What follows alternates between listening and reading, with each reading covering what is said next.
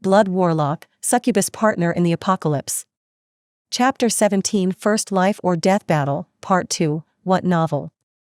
While it was true that the great mutated cat was faster, and the mist, the sound of thunder, as well as the constant rain, blocked by Xiein's senses, except for its speed and sharp claws, the terror of this mutated beast could not compare to the great fast mantis level 25. The great fast mantis possessed two forelegs that were like two huge scythes capable of holding by Xiein's Xianyuan sword, which was a rare grade treasure, for a certain period of time. In addition, the battle instincts of the great fast mantis were much greater than those of the great mutated cat. Furthermore, the Bai Xietain at that time was much weaker than the one who fought against the great mutated cat. As if all of the above were not enough, the great mutated cat had been seriously injured by Bai Xiein's earlier kick. After all, the cat was a creature that specialized in agility but whose defense was lacking, so when Bai Xiein's 50+ strength points came into contact with the beast's weak body, several internal organs probably suffered the consequences, lowering the creature's threat by a considerable margin. After making sure there was no danger nearby, Bai Xiein's crouched down and picked up a red orb that had fallen from the monster's body before quickly putting it away in his backpack. Bai Xiein's did not delay and continued moving towards his destination. After another 5 minutes in which more than 20 zombies perished by decapitation at Bai Xiein's hands, he finally saw the small building where medicines and other medical-related items were kept. Bai Xiein's kicked open the door and a shadow shot out towards him. The shadow's speed was slightly above a normal person before the world changed and would probably be the doom of any other human being. Even an evolved person could fall as the attack was too sudden. However, Bai Xiein's was currently 8 times faster than a normal person before the arrival of the apocalypse. His reaction speed had become simply dreadful and his guard was always up, so in the face of the sudden attack he did not panic. Taking a step back, Bai Xiein's kicked forward with all his might. His foot struck the shadow's chest. However, surprisingly, the shadow was not sent flying after being hit and only retreated a couple of steps. Bai Xiein's was astonished. With his 55 strength points, that previous kick could easily kill a person after being hit in the chest. The shadow was actually a huge zombie. The zombie was over 2 meters tall and its body was surrounded by fat that acted as a protective layer. Its 2 bloodshot eyes glared at Bai Xiein's with fury as if it could feel pain and quickly charged towards him. The giant zombie's fist was slow in Bai Xiein's eyes. He took a step to the left at the same time as he kicked the zombie's front foot. The giant zombie, losing its supporting foot and with its forward momentum, fell heavily, creating a small bang when its body hit the ground. Bai Xiein's advanced quickly and instead of decapitating the creature, he stabbed with his sword directly into its brain. That way, although blood would flow out of the wound, it would not shoot out like a fountain. You have acquired the soul power of Zombie Wall Breaker level 20. Strength +10, Stamina +10, Health +10. Although Bai Xiein's was surprised that he didn't level up even once, his attention was soon drawn to a skill scroll. Health Boost, Unclassified Passive Skill, Level 3. After learning this skill, it permanently increases health by +20 points. Oh! This is good. Bai Xiein's was excited and quickly decided to learn the skill scroll in his hands. A passive skill that increased stats was no different from obtaining soul power from another living being.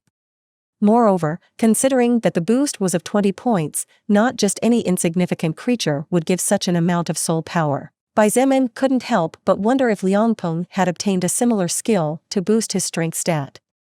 Although he did not believe that his strength was in any way weaker and, in fact, he was confident in surpassing him, it was truly amazing that in such a short time Liangpeng could lift and wield a hammer that clearly weighed over 200 kilograms as if it was nothing. The pharmacy was a multi-story building. However, Bai Xiein's had no intention of inspecting the entire building. The first thing he did was to fill his backpack with fever medicine, cold medicine, medicine to relieve stomach pain, even medicine for muscle pain, and some vitamin pills.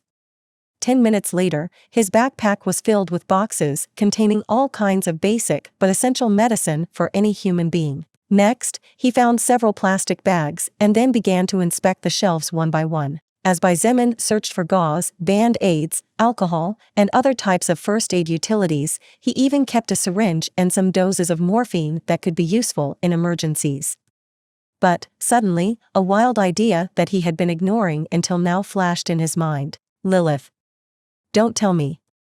Don't tell me that viruses also evolve with mana. If viruses also evolved, then not only was everything he was currently doing pointless, but countless people would die from now on due to diseases. In fact, it was likely that more deaths would be caused by diseases and not by other savage monsters. Fortunately, Lilith's next words eased his worries. You need not worry. Single-celled organisms such as viruses cannot resist mana, and their evolutive process is extremely limited, so the world's mana directly ignores them. Xietain unconsciously let out a sigh of relief. If the case was as he had assumed, then he would have no choice but to find his family quickly and help them evolve so that their bodies would become more resilient. As for the rest of the people, Xietain did not think about it. He did not even notice this fact and acted as if his thoughts were normal. Unknown to him, the effect of the skill he still considered useless was changing his perspective of the world little by little. After filling several bags with all sorts of items needed to provide first aid, Xietain took out the red orb to see what it contained. Piercing glove. Normal treasure attacks performed with this weapon allow the user to pierce through the defense of almost any enemy below level 25. When equipped, strength +5. This gauntlet was odd in that a 30-centimeter spike protruded from the tip where the knuckles should be by default. Although +5 strength points was not as amazing as the increase of other items he had acquired so far, it was free power increase, so Xietain equipped the glove with pleasure. Suddenly the ground began to shake slightly, and Xietain quickly realized that this was not caused by the storm. What is that? As he approached a window, the fog seemed to be disappearing in some parts. However, the strangest thing of all was that instead of fog, a dense cloud of vapor was slowly ascending into the sky.